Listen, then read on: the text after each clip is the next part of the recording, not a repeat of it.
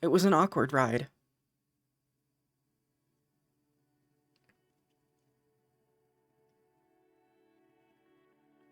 When we reached the basement, Scarlet went on ahead. The man moved to shield his coin stacks from her reckless stride, but it turned out to be unnecessary. Her intent seemed more focused on escorting me to wherever Death was, I guess. To the side of the elevator door was another pile of coins. Upon closer inspection, they looked to be some type of play currency. At least I'm not aware of any coins with a skull on them. Doubloons, maybe? Judging by the cartoony design, it seemed like something used for a board game rather than by pirates. Curious, and not particularly in any rush to meet Death, I stopped to talk to the man. Why are you stacking coins, mister? Celadon. And you're Ashley, right? I prefer Ash. Celadon picks up a small stack of coins and transports them to the larger pile beside the elevator. His process is methodical and efficient. I can tell he really has been at this for 2 days. It's my trial, so I can revive. He shuffles back into the elevator to pick up the next stack of coins. Trial? Scarlet, clearly tired of waiting, returns to my side. Death told him he had 3 days to bring coins from the top floor to the basement. If he reaches a certain amount, his soul will be released. They have to stay stacked like this. If a single coin faces tails up, it won't count. Sounds tedious. No, I don't mind. It's good exercise. He goes back for the next round of coins. Leave him, Ashley. He's done hundreds of these trials. Death isn't gonna let him pass this time either. As Scarlet walks away again, the elevator doors begin to close. Celadon stumbles from his place to block them. The stack of coins he's holding wobbles dangerously, but he quickly steadies them and continues his work as if nothing had happened. I feel so sorry for him. So, we've reached our first, I would say, real choice. And this gives me an idea, but that'll be for future. I'm going to help Celadon. Here, I can help. Really? You don't have to. It looks fun. We both know I'm lying, but he simply smiles anyways. In that case, feel free.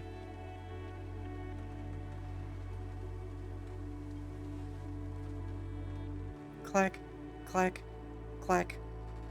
I carefully stack the coins that Scarlet scattered on the elevator floor, checking that each one is facing heads up.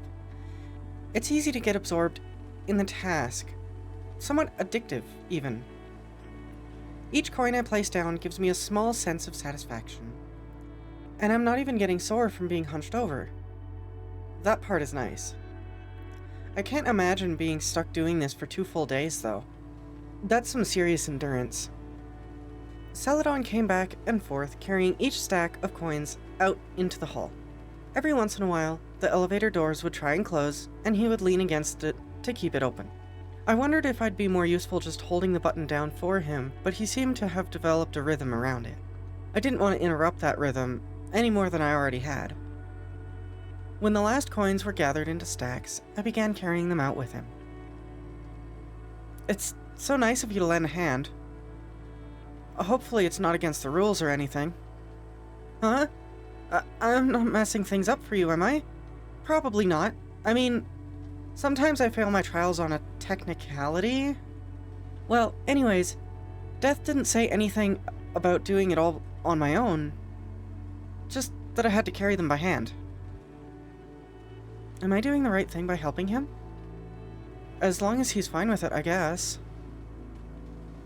We step out of the now empty elevator and into the coin-filled hall.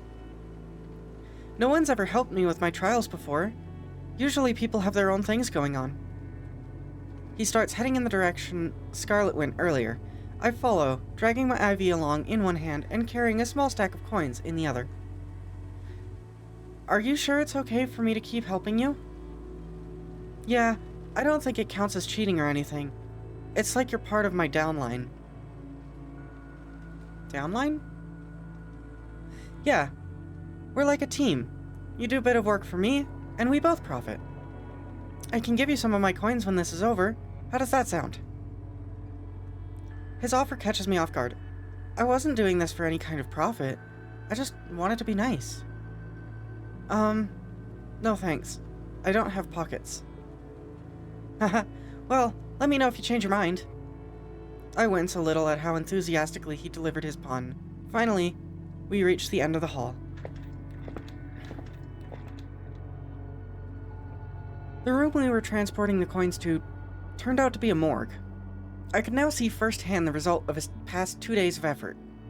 Glancing around the room, I lock eyes with Scarlet. She shifts her gaze to Celadon, who is currently preoccupied lining up his stack of coins with the others. And then, it suddenly clicks for me. Of course, the place we'd find death waiting would be the morgue. This is where they keep the bodies. The thought of it chills me to the bone, so I focus on the coins in my hand. I place them down with the rest, and move to follow Celadon back out into the hall. Ashley, wait. I stop in my tracks, then reluctantly turn to face the person who was supposed to be helping me negotiate my revival. You feel sorry for him, don't you?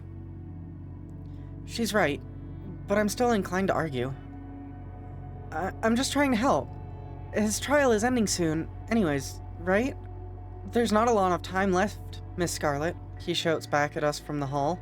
His footsteps echo down as he goes back for more coins. You're a nice girl, Ashley, but don't you think you should focus on saving your own soul? She says, entirely focused on saving mine. Helping others while I'm at it doesn't hurt, but you're doing it too.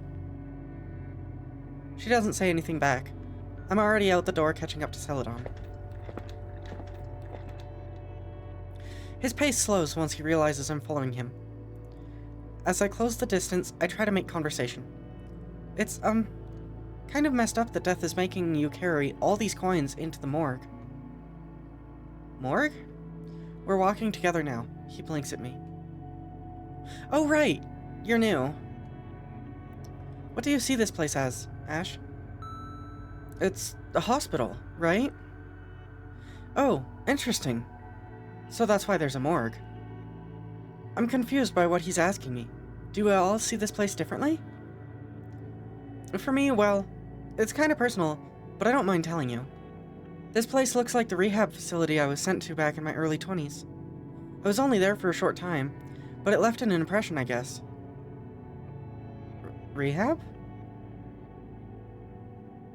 We each pick up the next stack of coins. Yeah, I partied pretty hard back in college. I mean, I thought that's what you're supposed to do in college. Anyways, it got so bad my family sent me to rehab for a bit. I've been sober ever since. Huh. I have no idea how to respond. It's so far out of my own experience that I can't imagine what that must have been like at all. Were you in college, Ash? Before you got here. You're not still in high school, are you? No, I've been in the hospital since I was a teenager. I actually didn't get to go to high school. Oh, that's sad. I'm sorry. We reach the morgue again and walk back inside.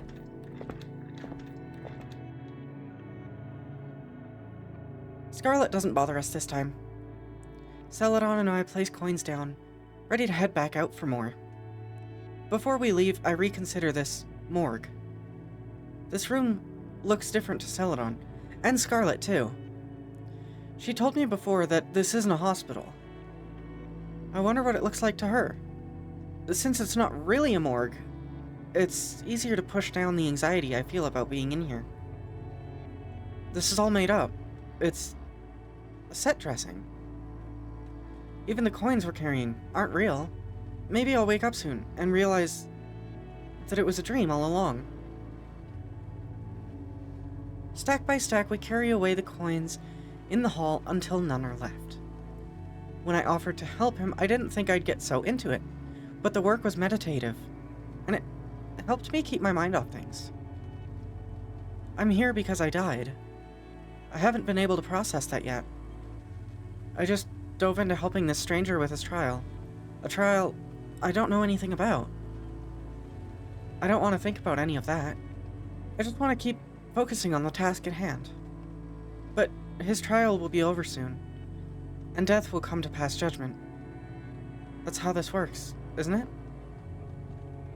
Sure enough, as we carry in the last of the coins, we are greeted by death.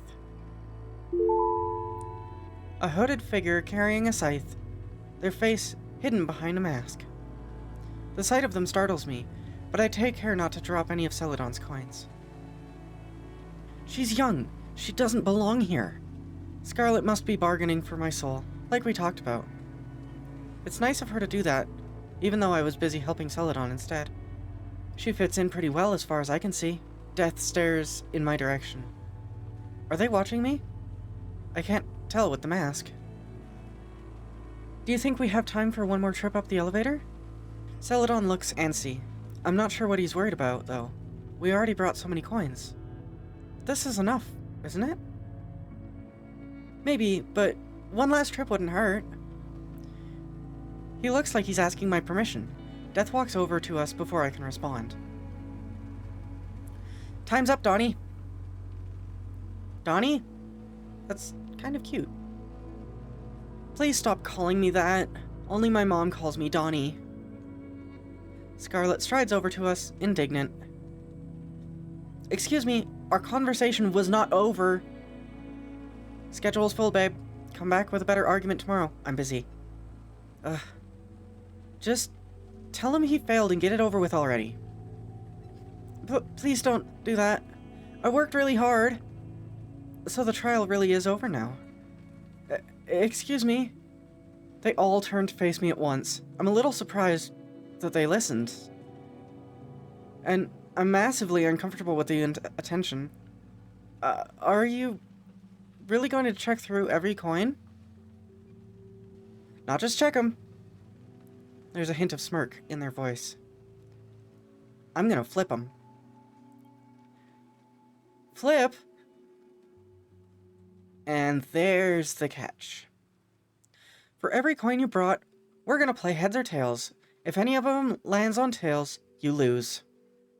I thought I just had to place them here face up. Flipping every single one? That's impossible. What are the odds of getting heads so many times in a row? 50-50 for each coin. Isn't this game kind of rigged? There's no way to get heads every time. I told you it was a waste of time. All my effort. I just made the odds even worse. I can't help but feel a little responsible for increasing his burden.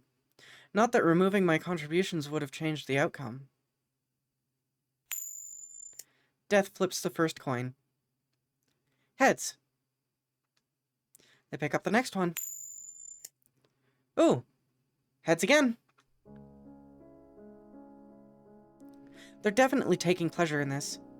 Celadon cringes visibly at the sound of each coin being tossed. A third coin lands on heads, and then a fourth. He watches the result, unable to speak. But it can't go on forever. In fact, it might be set up to make him start to think he has a chance, only for Death to take that away. It's just a coin flip, but they managed to turn it into an immense psychological torture. Bringing fewer coins would have given him better odds. But then, would he fail for not meeting the minimum requirement? I see why Scarlet didn't bother to help him before. Death's trials are always made to be unwinnable. The coin flips pause, and Death turns to me. Hey, Ashley. Heads or tails? Tails. I wasn't asking you. Heads. Scarlet shoots me a look, but I don't budge. I have to stand up to Death somehow. They flip the coin. Tails. You lose, Celadon. Come on, that's not fair. His voice wavers. I think he might cry, which is probably Death's aim with this. Crushing his spirit, giving him hope, only to snuff it right back out. What did they gain him from toying with people like that? Celadon has, done a lot of these, right? I can't stop myself from speaking up. The situation's too unfair. Yeah? So, why can't you just release his soul already? He's tried pretty hard, right? He's got plenty of time. What do you mean? Death mounts their scythe like a witch on a broomstick. I barely know how to react. As my eyes follow them, I can only think of how the ceiling is higher up than I realized. They drift to a stop, then grasp the handle on one of the metal doors. Am I about to see a corpse? It's not a real morgue. But there could still be actual bodies in there. And why hadn't I noticed that this room looks infinitely tall until now? The metal door swings open, and a long drawer slides out. It's hard to tell from where I'm standing, but it seems to be lined with rows upon rows of hourglasses? His is in here. What are those? The countdown for every soul that comes in here. Countdown? Why is this the first time I'm hearing of a countdown? You never asked. Like you'd ever told me. This is how long you have left to live. The sand in the small hourglass falls steadily down, a human life measured in grains of sand. Nice try. We're already dead. Not quite. Celadon stares at the ground, wringing his hands. What do you mean? Death descends again, Celadon's hourglass in hand. Want to see what happens when I turn this over? They say it in a teasing voice, like it's a game to them. This is someone's life. No. Celadon says what we all must be thinking. But it's cool. Check it out. When Death flips the hourglass over, we all expect the sand inside to reverse direction. But it doesn't.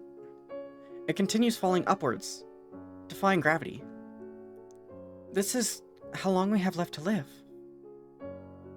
Meaning, we're all still alive, and maybe because we're all still alive, we have a chance to revive. Scarlet said she's been here for 3 months. How much time does she have left? How much time do I have left? Scarlet lets out an incredulous huff. So, you're just gonna torture him until his time runs out. Will you release him once it gets down to the wire, or let him die in the end? That's up to him. Unbelievable. We're, still alive? Even though this is the afterlife? What, didn't Scarlet tell you? I look to Scarlet, but she's already stormed away. She taps her foot, facing away from us. This is the afterlife for souls who died a social death. Y'all ended up here because you're miserable losers.